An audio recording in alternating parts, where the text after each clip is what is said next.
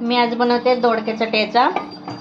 गरम झालं, मी त्याच्यामध्ये एक आहे ना मोठा कांदा घालते, बारीक कापून घेतलाय। लसूण घालते, असं परतून घ्यायचं। हे लसूण आणि हिरवी मिरचीचा ठेचा आहे, त्याला पण ह्याच्यामध्ये कांद्यात परतून घ्यायचा। एक टमाटर आहे, मी त्याला आहे ना बारीक कापून घेतलाय।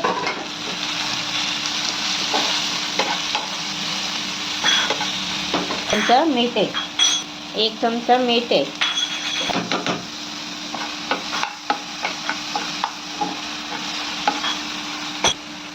थोडी हळद।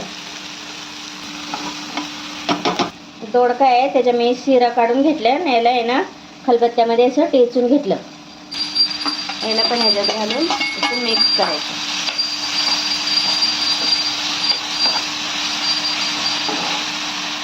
ह्याच्यात आहे ना पाणी नाही घालायचं, याला गॅस बारीक करायचं आणि ह्याच्यावर झाकण ठेवायचं आणि दमावर ठेवायचं। वरून मॅगी मसाला घालते, थोडा शेंगदाण्याचा कूट घालते त्याच्यात आणि सगळं मिक्स करून घेते।